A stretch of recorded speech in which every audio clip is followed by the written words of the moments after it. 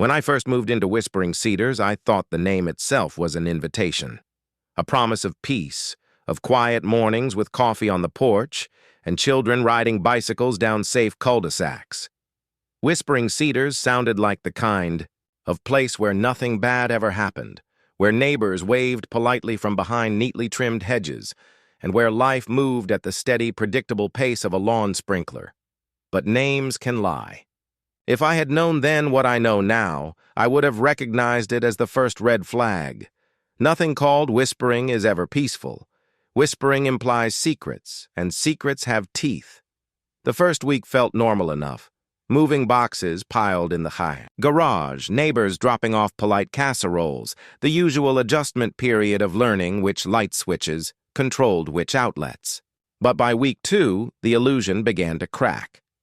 That was when I received my first notice of non-compliance. The envelope looked official, stamped with the emblem of the Whispering Cedars Homeowners Association, a logo that resembled crossed hedge, clippers behind a perfectly symmetrical house. Inside, the letter explained in rigid bureaucratic prose that my mailbox post violated community standards. Apparently, I had painted it eggshell white instead of the approved antique bone. To me, they looked identical. To the HOA, they were worlds apart. I tried to laugh it off. A small mistake, easily corrected. But with the letter came something else.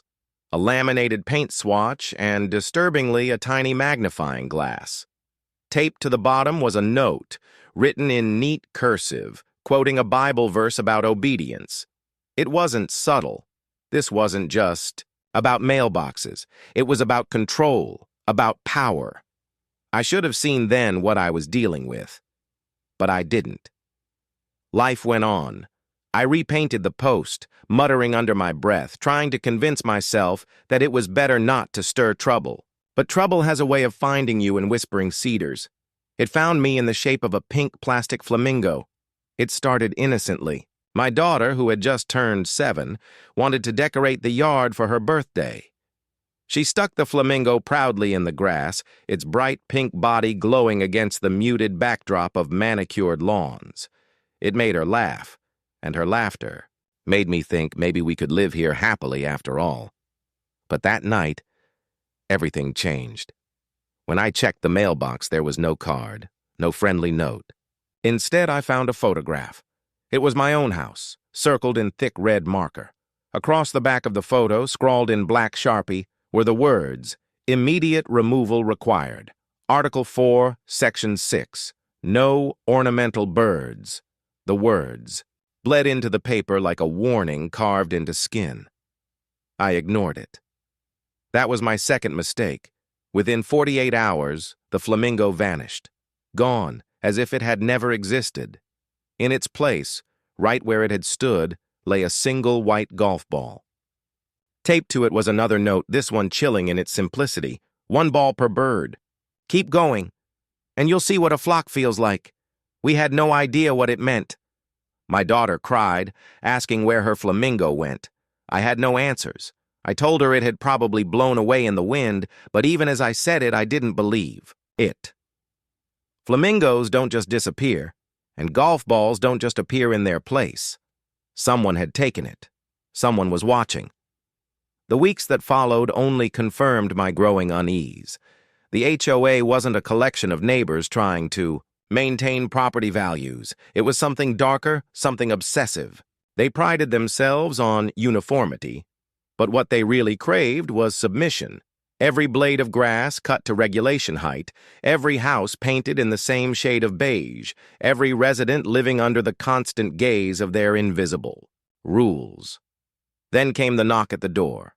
It was exactly 6:03 p.m. when I opened it, and there stood Mrs. Calloway, the HOA president.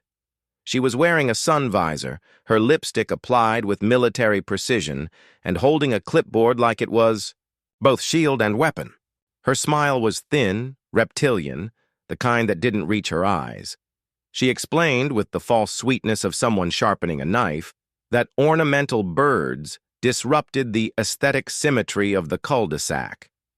I pointed out my neighbor's 12 garden gnomes, each more hideous than the last. Without hesitation, she replied, "Oh, those are grandfathered in." It didn't matter what I said. The verdict was already written. I was fined $75 and issued a mandatory referral to the Aesthetic Re-Education Committee. Apparently, this committee met every other Tuesday in the community clubhouse, under buzzing fluorescent lights, serving unseasoned hummus while residents were lectured about color harmony and architectural dignity.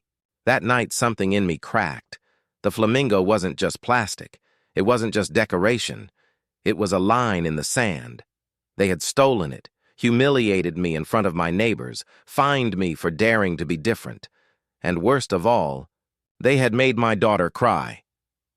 As I sat staring at that golf ball, turning it over in my hand, I realized this wasn't just about a bird or a mailbox. This was war. The kind of war fought not with weapons, but with symbols. And I was about to choose mine. After the knock on my door, after the clipboard and the fines and the smug little smirk of Mrs. Calloway, I sat awake most of the night staring out my window at the empty patch of lawn where my daughter's flamingo once stood. The golf ball lay on the table beside me, its white surface reflecting the dim glow of the lamp as though mocking me. 1 ball per bird. That was the warning. That was the rule they thought I would obey. But obedience had gotten me nowhere. I had painted their mailbox. I had swallowed their insults. I had smiled and nodded at their ridiculous demands. And what did it bring me? Fines, humiliation, a stolen flamingo, and a child's birthday ruined. No, I wasn't going to obey anymore. Something inside me shifted. Maybe it was exhaustion. Maybe it was anger. Maybe it was the creeping realization that life in Whispering Cedars would never be peaceful as long as people like Mrs. Calloway were in charge. But whatever it was, it hardened me. I decided then and there that if they wanted a war over plastic birds, then I would give them a war they would never forget. The plan came together quickly. I drove to the nearest dollar store in the middle of the night, half delirious, half exhilarated. The cashier didn't even blink when I filled my cart with 40 pink flamingos, their hollow bodies stacked like an army waiting to be unleashed.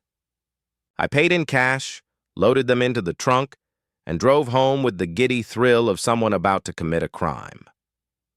At 3 in the morning, while the neighborhood slept under the false security of uniform lawns and HOA-enforced silence, I went to work. One by one, I planted the flamingos into the grass, their metal legs piercing the soil like spears. The quiet night amplified every sound. The crunch of dirt beneath my shoes, the creak of plastic as I shoved the birds into place, the distant hum of air conditioners behind closed windows. It felt like a covert operation, like I was smuggling contraband into enemy territory. By the time the first streaks of sunrise lit the horizon, my lawn had transformed. No longer a blank square of regulation-approved grass. Now it was alive, blazing pink, with the plastic defiance of 40 flamingos. Standing at attention, their beaks tilted skyward, their wings frozen mid-flap. It was beautiful, ridiculous, perfect. When my daughter came outside that morning, she gasped. For the first time since her flamingo had been stolen, she laughed again. And that sound alone made every risk, every dollar, every ounce of sleep I had lost worth it. But joy in Whispering Cedars never lasts long. By noon, the emergency emails had gone out. By evening, the summons arrived. An emergency HOA meeting was to be held the next morning. Attendance required. Failure to appear would result in fines. I showed up wearing a Hawaiian shirt, cargo shorts, and flip-flops. In one hand, I carried a coconut filled with pineapple juice, complete with a tiny umbrella. If they wanted a show, I was going to give them one. The community clubhouse, normally reserved for bland potlucks and tepid yoga classes, had transformed into a war council. The folding chairs were arranged in rows, filled with residents whispering nervously to one another. At the front stood Mrs. Calloway, visor in place, lipstick perfect, clipboard clutched like the scepter of a queen. When I walked in, the room fell silent. Heads turned. Whispers spread like wildfire. Some people smiled behind their hands. Others looked horrified. Mrs. Calloway cleared her throat, tapping the microphone. Her voice carried the forced calm of someone who believed they were still in control. "Neighbors," she began, "we are gathered today to address an act of—" She paused, lips tightening. "Ornamental aggression." That was the phrase she used. "Ornamental aggression," the crowd murmured. Some chuckled. Others scribbled. Notes on their HOA-issued notepads. I sipped loudly from my coconut. She glared at me. "Your display of flamingos disrupts the aesthetic harmony of Whispering Cedars. It is a violation of Articles 4V and 7th of our community bylaws. You have undermined our unity, disrespected our rules, and mocked this association." Her words dripped with venom, but all I heard was fear. She was rattled. The birds had rattled her. I leaned back in my chair, let the silence stretch, then finally spoke. "I call it art." Gasps rippled through the room. Someone stifled a laugh. Someone else muttered, "He's not wrong." But Mrs. Calloway wasn't laughing. She slammed her clipboard onto the podium. "You are hereby fined $2,400. $2,400 for plastic birds." The room went silent again, and in that silence, I realized something important. People were watching me, yes, but they were also watching her. They were seeing just how absurd her power had become. I stood, coconut still in hand, and bowed theatrically. "Thank you, Your Highness." Then I turned and walked out. I had lost the battle, sure, but for the first time, I felt like maybe, just maybe, the war could still be won. Because when I looked back at that crowd, I saw cracks forming. I saw neighbors exchanging glances, shaking their heads, whispering under their breath. They weren't all with her anymore. Some of them were with me. And that was the beginning of something Whispering Cedars had never seen before. Not fear, not obedience, but resistance. The fine was brutal. $2,400 for the crime of joy, for daring to plant flamingos where conformity demanded emptiness. I should have been broken. Most people would have been. That was the point. The HOA never wanted to win fairly. They wanted to exhaust you, drain you, bury you beneath paperwork and fear until you surrendered.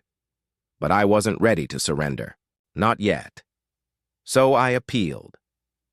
The appeal process, as I would soon discover, was not a hearing. It was not a meeting of equals, nor a space where logic could prevail. No, the appeal process in Whispering Cedars was theater. The notice came in the mail, printed on thick ivory cardstock as though it were an invitation to a gala. At the top it read, "Mandatory appearance, aesthetic tribunal." I half expected the envelope to smell like perfume and ashes. The tribunal was held in the clubhouse, of course, the same lifeless building with its humming fluorescent lights, its beige carpets, and its smell of disinfectant and unseasoned hummus. But this time, the folding chairs had been rearranged into rows facing a single table draped in white cloth.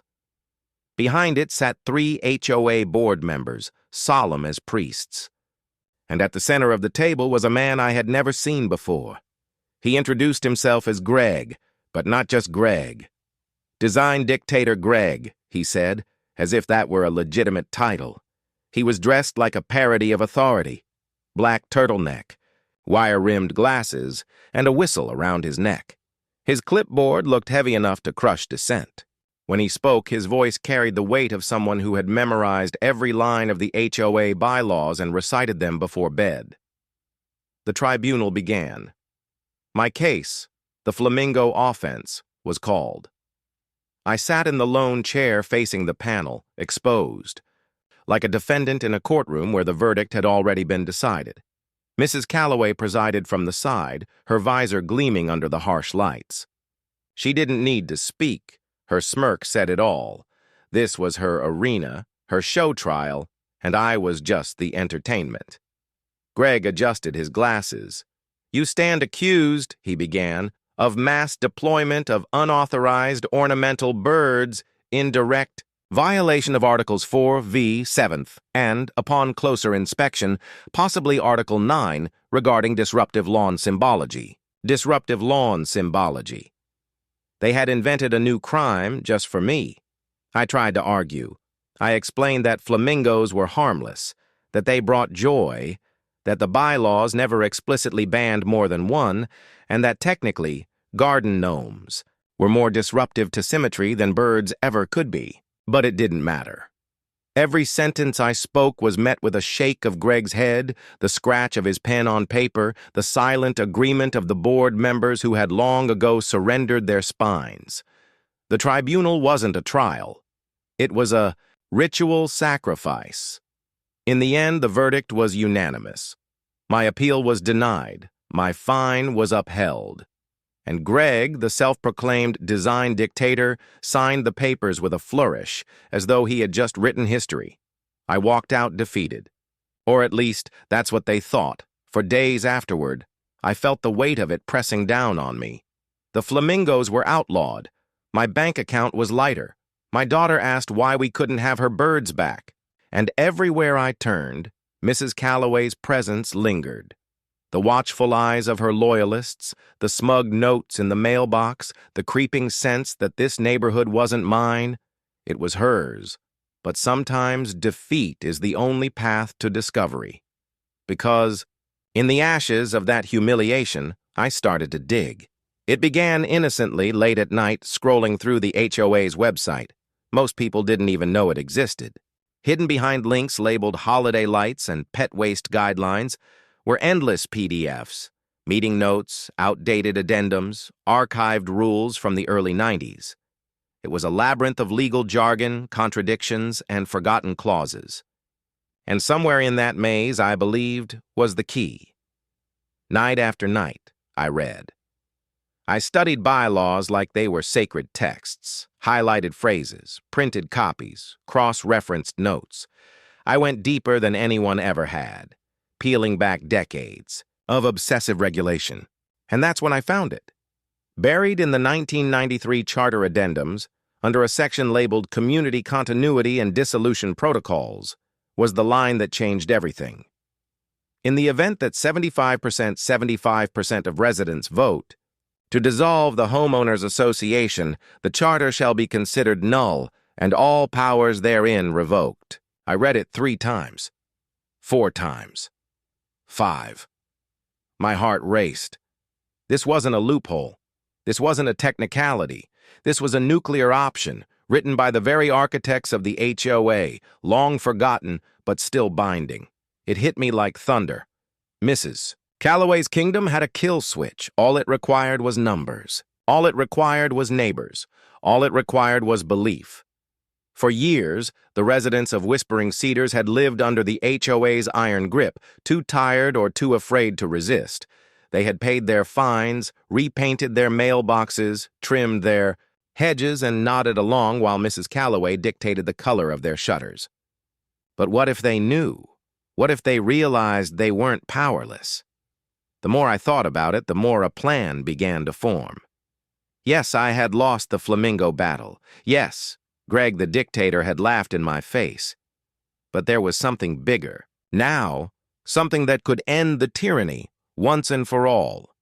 Whispering Cedars didn't need to be ruled. It didn't need fines and notices and humiliations. It needed freedom. It needed rebellion. And I was going to lead it.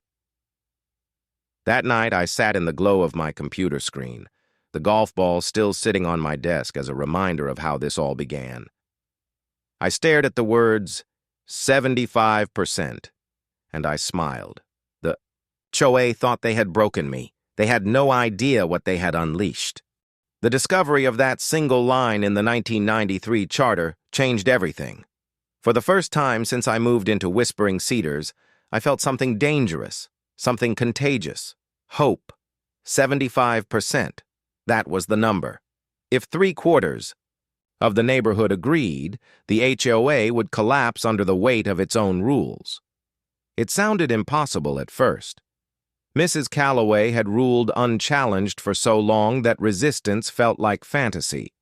People whispered complaints but never acted. They grumbled over fines but paid them anyway. The HOA had become like humidity in summer or leaf blowers in fall, annoying, oppressive, but permanent. Or so it seemed. But permanence is an illusion.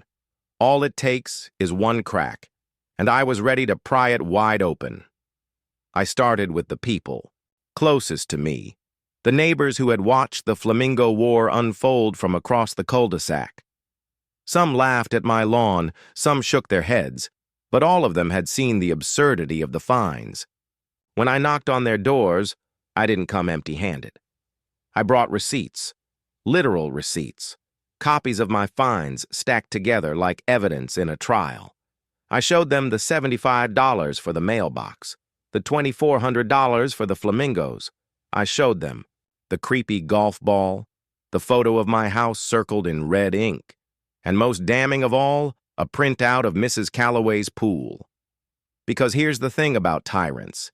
They never follow their own rules. Her pool, pristine and smug behind her house, violated no fewer than 6 HOA regulations: the fence height, the tile color, the unapproved string lights she draped across the patio. I had the proof, straight from the bylaws she worshipped. And when my neighbors saw it, something in them shifted. At first, it was skepticism. "Nobody's ever beaten the HOA," they said. "She'll crush you." But then I showed them the clause, the 75%, the nuclear option. And suddenly, their skepticism turned into something sharper, something hungry. Word spread slowly, carefully. We couldn't be loud, not yet.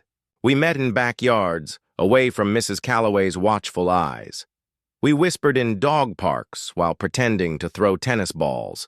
We passed folded notes at block parties, slipped them between casserole dishes and paper plates. And when it came time to organize, we did it the way all revolutions begin in the modern age: a secret group chat. We called it Operation Pink Dawn. At first, there were only 5 of us. Then 10. Then 20. Retirees tired of being fined for having wind chimes. Parents sick of being told their kids' bicycles were unsightly. Teenagers who'd been ticketed for skateboarding too close to the fountain. Even Mildred, the old woman at the end of the street who hadn't spoken above a whisper since 2006, joined in. Everyone had a story. Everyone had a scar. The HOA wasn't a community. It was a parasite. It drained us for money, humiliated us with rules, and smothered every ounce of individuality beneath its beige uniformity. And for years, we'd all convinced ourselves there was nothing we could do. But now, we had a weapon. The more people joined, the more momentum grew. The chat filled with screenshots of fines, stories of absurd rules, photos of Mrs. Calloway's own violations. We laughed together, we vented together, and slowly, we began to believe together. Still, we needed more than anger. We needed symbolism, something to unite us, something unmistakable. So the night before the vote was announced, I went back to the garage. The flamingos were still there, 40 plastic soldiers stacked against the wall, waiting. I cleaned them up, straightened their legs, and began my final mission. At midnight, under cover of darkness, I crept through whispering cedars. One by one, I planted a flamingo in every yard of every supporter. Not an army this time, just a single bird. Silent, defiant, a signal. By dawn, the neighborhood had changed. Pink flamingos dotted the lawns like glowing embers of rebellion. Some wore sunglasses. One had a monocle someone had taped on. Another had a tiny cape made from a dish towel. They weren't decorations anymore. They were symbols of resistance, mocking the HOA with every plastic feather. When Mrs. Calloway drove out that morning in her SUV, she nearly swerved off the road. Every house she passed, a flamingo stood watching her, not in clusters, not chaotic, just one per yard, united, silent, waiting. She didn't know yet what it meant, but she would, because later that week, the HOA sent out the announcement, a general meeting, mandatory attendance, called to address growing community unrest. That was our moment. That was the vote. For years, people had bowed their heads, nodded politely, and obeyed. But now, the Silent 75 was ready. In the chat, we planned every detail: who would speak, who would stand, who would count the ballots. We rehearsed it like a battle, because that's what it was. I'll never forget the night before the vote. The air was electric, the group buzzing with anticipation. Some people were nervous, some excited, all of us united. I stood at my window, looking out at the flamingo on my lawn, the last survivor of my daughter's original bird, resurrected and multiplied into a movement. It stared toward the HOA office across the street, its plastic beak tilted defiantly, as though it already knew what was coming. And for the first time since moving to Whispering Cedars, I felt like the neighborhood truly belonged to us, not to the bylaws, not to Mrs. Calloway, not to the clipboard or the fines or the fluorescent lit. Tribunals, to us, to the people who lived there. The HOA had built its empire on fear. Tomorrow, we were going to burn it down with plastic birds. The morning of the vote felt heavier than any storm cloud. Whispering Cedars, a place that had once sold itself as peaceful and quiet, thrummed with an unspoken tension. Lawns were trimmed to regulation height, hedges manicured into identical shapes. Mailboxes gleamed in their permitted shades of beige. But none of it mattered now. Beneath the neatness, rebellion pulsed like a heartbeat. At exactly 6 p.m., the neighborhood marched into the clubhouse. Every chair was filled, every corner crowded. Parents with restless toddlers, retirees with folded arms, teenagers leaning against the back wall, their skateboards tucked beneath their feet. And in the front, standing behind the podium like a Roman senator in a cardigan, was Mrs. Calloway. Her visor caught the glare of the fluorescent lights. Her lipstick was perfect. Her clipboard rested before her like a weapon ready to strike. She adjusted the microphone, cleared her throat, and began with the same speech she had given 100 times before. Community cohesion, she said. The sanctity of beige. The importance of uniformity in preserving property values. Her voice droned on, smooth and sharp, but I wasn't listening. I was watching the crowd, because something was different tonight. For years, people had come to these meetings hunched, resigned, fearful of her power. Tonight, they sat straighter. Their eyes flicked not just to her, but to each other. To me. To the flamingos we had planted like secret banners of resistance. The Silent 75 was no longer silent. Mrs. Calloway didn't notice. Or maybe she chose not to. She launched into a tirade about lawn symmetry and driveway stains, her words dripping with the arrogance of someone who believed nothing could touch her.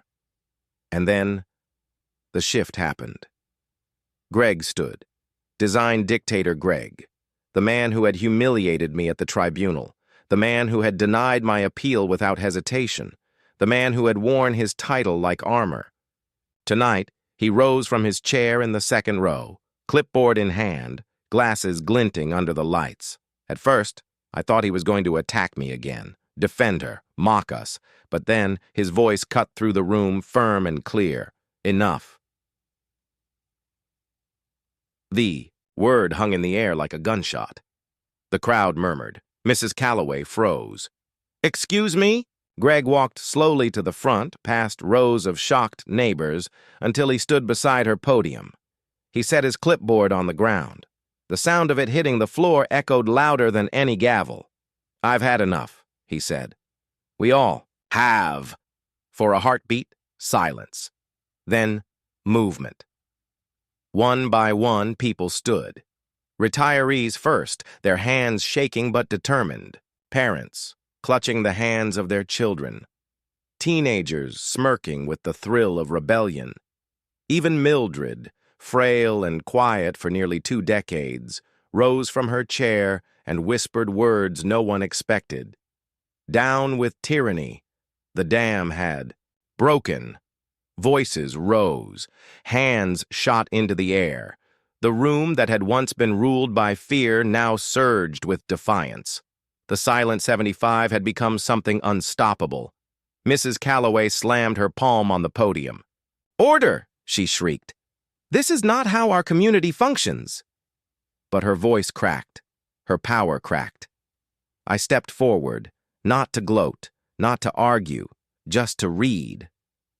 From my pocket, I pulled the printout of the 1993 addendum, the nuclear clause, the fatal flaw in her empire. I held it high so everyone could see. If 75% of residents vote to dissolve the Homeowners Association, I read, my voice carrying across the room, the charter shall be considered null and all powers therein revoked. Gasps. Cheers. The words spread through the crowd like fire. The bylaws she had worshipped for years, the rules she had used as chains, had now become the blade at her throat. Mrs. Calloway sputtered. "That clause is obsolete, irrelevant, nobody has ever—" But it didn't matter what she said. Because we had the numbers, ballots were passed out.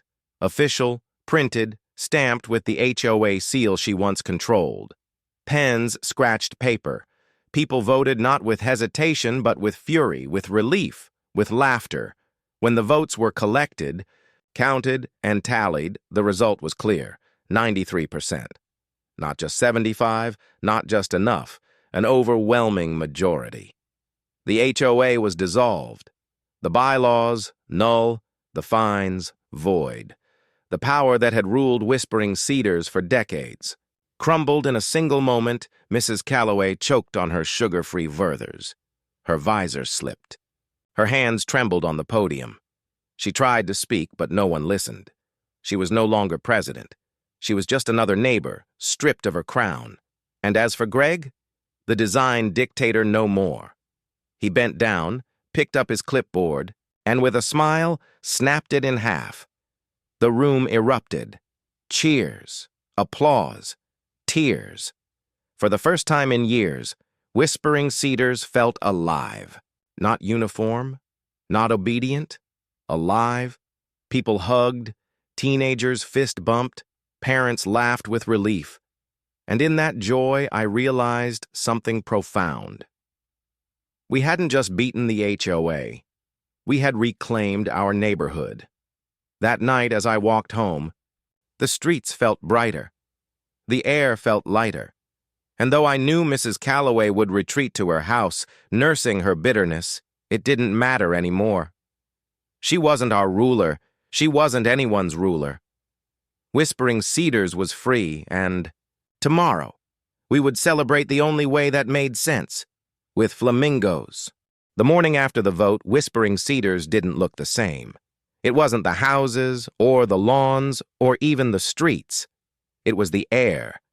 Something invisible had lifted, like a storm cloud that had hovered for years, finally blowing away. For the first time since moving here, I stepped outside and didn't feel watched. No notes in my mailbox, no clipboards waiting for me at 6:03 p.m., no crocodile smile behind a visor. Just silence and freedom. And then I saw it. Across the street, in the perfectly regulation-sized lawn of my neighbor Frank, stood a pink flamingo. Not hidden, not disguised, but proudly planted. It wore sunglasses. A few houses down, another. Flamingo appeared, this one with a monocle and a little bow tie. Then another, and another. By the time I reached the end of the block, nearly every lawn had one.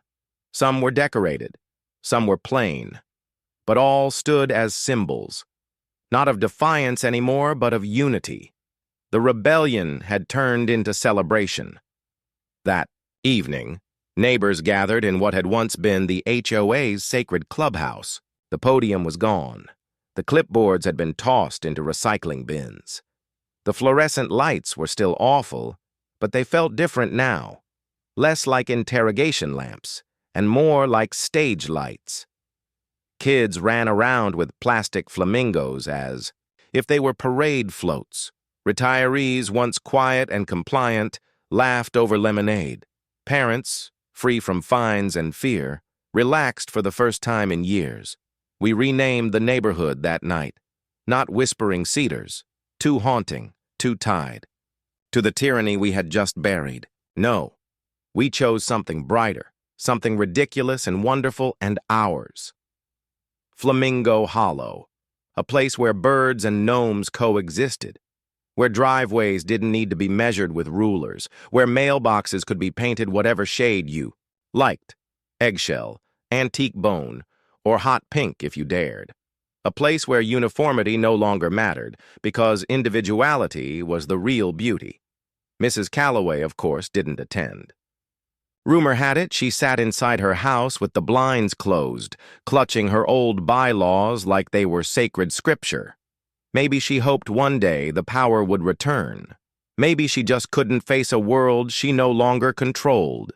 Either way, her absence didn't matter. She was just another neighbor now. No fines, no rules, no fear. As for me, I kept one flamingo in my yard. Not 40, not an army, just one. Standing tall, facing the old HOA office like a sentinel. To me, it wasn't just a decoration. It was a reminder that freedom can come from the strangest places. That even the smallest act, like a pink bird planted in the grass, can spark a revolution. At night, when the streetlights flickered on, that flamingo cast a long shadow across my lawn. And I swear, the neighborhood felt warmer, brighter, more alive than ever before. Flamingo Hollow wasn't perfect, but it was ours, and it was free. If you enjoyed this story, make sure to subscribe to my channel and don't forget to share it with your friends. More mysteries and stories are coming your way.